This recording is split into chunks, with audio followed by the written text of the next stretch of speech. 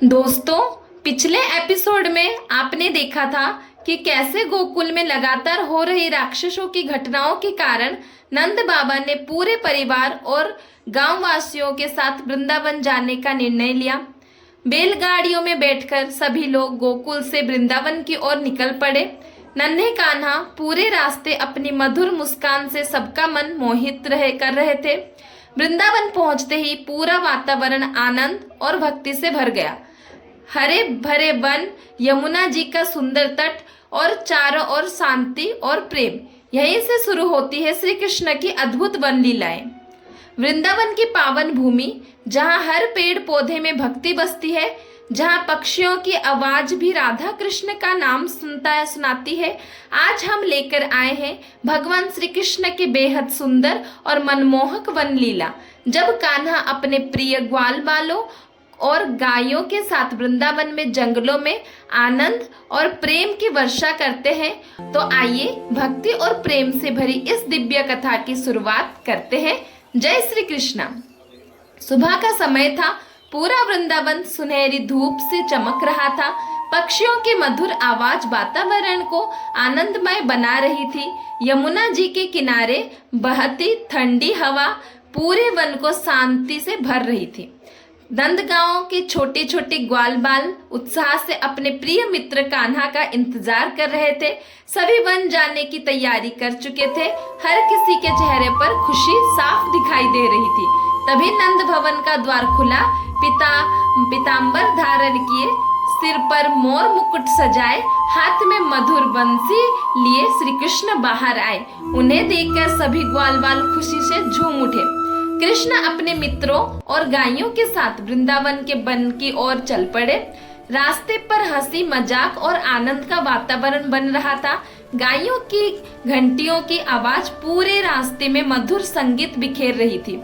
चलते चलते श्री कृष्ण ने अपनी बांसुरी बजानी शुरू की। उनकी मधुर धुन सुनकर पूरा वन मंत्रमुग्ध हो गया। पेड़ पौधे भी मानो उस संगीत पर झूम उठे। कान्हा की बांसुरी सुनकर मोर नाचते लगे, हिरण धीरे धीरे पास आने लगे। पूरा वृंदावन श्री कृष्ण के प्रेम में डूब चुका था। वन में पहुंचकर सभी गाय हरी हरी घास खाने लगी। कृष्ण प्रेम से हर गाय को देख रहे थे। गायों को भी अपने प्रिय कान्हा के पास रहकर आनंद मिल रहा था। ग्वाल बाल कभी पेड़ों पर चढ़ते, कभी नदी के किनारे दौड़ते और कान्हा भी अपने मित्रों के साथ हंसी खुशी खेल रहे थे। कभी कान्हा किसी की दही की पोटली छिपा देते, तो कभी किसी का फल चुरा लेते और उनकी प्यारी शरारतें सभी मित्र हंसते हंसते लौट पड़ते। एक ग्वाल बाल हंसते हुए बोला, कान्हा तुम हमेशा चीजों क्यों छिपाते हो? यह सुनकर श्री कृष्ण मुस्कुराने लगे और फिर सभी मित्र जोर जोर से हंस पड़े। धीरे धीरे दोपहर होने लगी। सभी मित्र एक विशाल वृक्ष की छाया में बैठकर आराम करने लगे। ठंडी हवा पूरे वातावरण में शांति बिखेर रही थी। श्री कृष्ण ने अपने हाथों से सभी मित्रों को फल और भोजन बांटा और किसी को आम मिला तो किसी को मीठे जामुन। कृष्ण का प्रेम देखकर सभी आनंदित हो उठे। ग्वाल बाल बोले, कान्हा तुम्हारे साथ साधारण भोजन भी अमृत जैसा लगता है। श्री कृष्ण बस मुस्कुराकर अपने मित्रों को देखते हुए बोले, बहुत खुश हुए ये सब सुन के। धीरे धीरे आसमान में काले बादल छाने लगे, ठंडी हवाएं चलने लगी। पूरा वन वर्षा की सुंदर तैयारियां में बहुत ही दुल्हन जैसा दिख रही थी। पहली बारिश की बूंदें गिरते ही मोर खुशी से नाच उठे। उनके सुंदर पंख पूरे वातावरण को और भी मनमोहक बना रहे थे। मोरों के नाचते देखकर श्री कृष्ण भी आनंद से नृत्य करने लगे। उनका दिव्य रूप देखकर सभी ग्वालबाल मंत्रमुग्ध हो गए। एक ग्वालपाल बोला, कान्हा आप तो सबसे अच्छा नृत्य करते हो, इतना प्रेम क्यों करते हो आप सबसे? सभी मित्र ध्यान से श्री कृष्ण की ओर देखने लगे।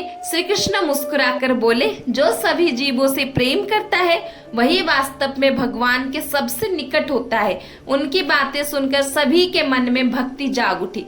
धीरे धीरे शाम होने लगी। सूरज की लाल किरणें पर वृंदावन को सुनहरा बना रही थी। श्री कृष्ण ने बांसुरी बजाई और सारी गायें उनके पास लौट आई। सभी ग्वाल बाल और गायें खुशी खुशी आनंद गांव लौटने लगे। पूरा वातावरण प्रेम, भक्ति और आनंद से भर गया था। उस दिन के वन लीला सभी के हृदय में सदा के लिए बस गई। अगले एपिसोड में हम देखेंगे कैसे श्री कृष्ण वृंदावन में आए भयानक राक्षस वत्सासुर और बकासुर का अंत करते हैं। तो दोस्तों, ये थी भगवान श्री कृष्ण की सुंदर वन लीला। यदि आपको यह कथा पसंद आई हो तो वीडियो को लाइक करें, शेयर करें और हमारे चैनल गीता स्टोरी वर्ल्ड को सब्सक्राइब जरूर करें और कमेंट में जरूर लिखें जय श्री कृष्ण।